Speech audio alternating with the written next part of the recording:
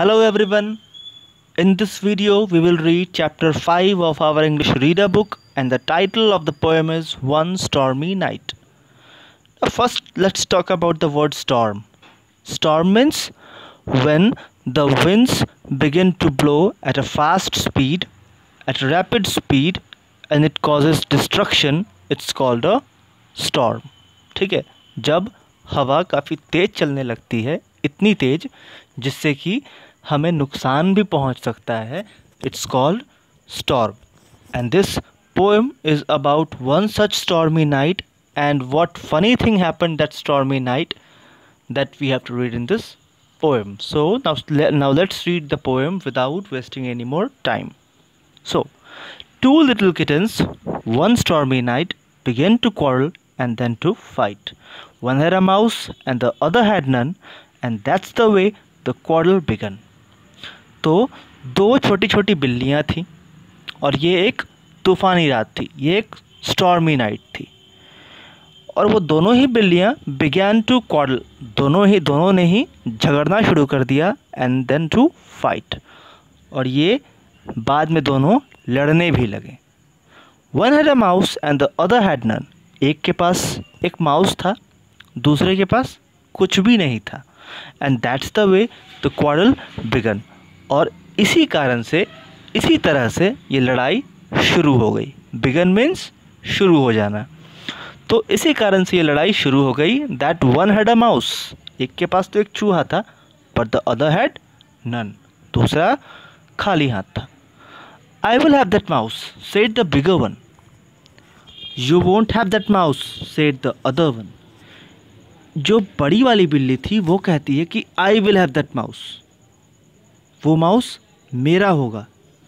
Where as the other one says you won't have that mouse, you will not have that mouse, वो चूहा तुम्हारा नहीं होने वाला.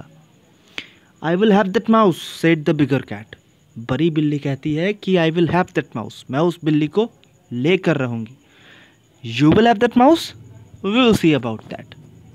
तुम उस बिल्ली को लोगी, चलो देखते हैं. We will see about that. I told you before it was a stormy night. Now twas means it was, it's a short form of it was. So I told you before it was a stormy night. और poet कहता है कि मैंने तो पहले ही बता दिया कि एक stormy night थी. When these two little kittens began to fight, the old woman seized her sweeping broom and swept the two kittens right out of the room. और ये एक तूफ़ानी रात थी और जब जैसे ही ये दोनों बिल्लियाँ आपस में लड़ने लगीं तो एक ओल्ड वुमेन आई. As you can see in the picture on the left side of your page number 26, you can see that a woman comes with a sweeping broom. Sweeping broom means झाड़ू मारने वाला जो होता है डंडा, that sweeping broom, and swept the two kittens right out of the room. और उसने उन दोनों ही बिल्लियों को रूम से धकेल बाहर किया. ठीक है. The old woman seized her sweeping broom and swept the two kittens right out of the room. Now let's read further, but before let us see the words which are rhyming. Night and fight, it is rhyming. None, begun, it is rhyming. One and one, it is repetition because the words are repeating. And then cat and that. Third stanza, night, fight, broom and room. These are the rhyming words throughout the stanzas. Now let's read the fourth stanza. The ground was covered with frost and snow. अब जो ground है, because it was a stormy night, जो ground है वो किससे भरा हुआ था? Frost और snow से भरा हुआ था. And the two little kittens had nowhere to go. और बेचारी दोनों बिल्लियों के पास जाने के लिए कोई जगह भी नहीं था, because the old woman had swept them from the room. उस बूढ़ी औरत ने तो दोनों ही बिल्लियों को घर से निकाल दिया था, तो इनके पास कोई रास्ता ही नहीं था जाने को.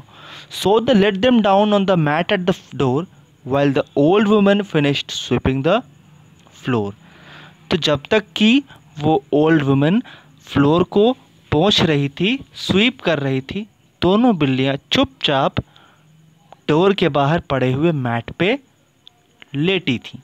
As you can see, one cat is laying on the mat outside the door. Now let's read the last paragraph. Then they crept in as quiet as mice. और तब वो चुपचाप, crept means चुपचाप, crept in as quiet as a mouse. जैसे कि एक छोटा सा चूहा घर में चुपके से जाता है.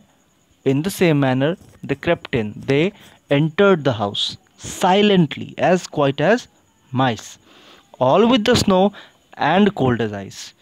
बिल्कुल स्नो से गीली और बर्फ की तरह ठंडी. जो दोनों ही बिल्लियाँ थीं वो बिल्कुल चूहे की तरह छुप करके बिना साउंड किए रूम में जा रही थीं, घर में जा रही थीं, और वो बर्फ से पूरी वेट हो चुकी थी, गीली हो चुकी थी और बर्फ की तरह बिल्कुल ठंडी पड़ चुकी थी. For the found it was better, क्योंकि दोनों को ये मालूम पड़ गया था कि इट वॉज बेटर, ये ज़्यादा अच्छा है, that stormy night. For the found it was better that stormy night, उनको ये मालूम पड़ गया था कि ये ज़्यादा बेहतर है इस स्टॉर्मी नाइट में to lie down and sleep, कि चुपचाप सो जाओ, पड़े रहो, than a quarrel and fight. मतलब उनको ये समझ आ गया था कि इस stormy night what we have to do, we should lie down silently and sleep. हमें चुपचाप सो जाना चाहिए, लेट जाना चाहिए, than to quarrel and fight, because if we fight again the old women will again put us out of the house. And who dares to go outside the house when there is so much storm, frost and snow at the same time? कौन चाहेगा. सो दोनों ही बिल्लियों ने ये decide किया कि वो उस माउस को छोड़ देंगी और चुपचाप घर में आराम करेंगी आज की रात, because it's a stormy night. And you see a new word written here is anonymous. Anonymous means the one about which we do not know, means who is the poet of this poem is unknown.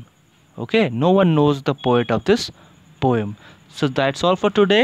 In our class we will discuss further things. So till then, very good night.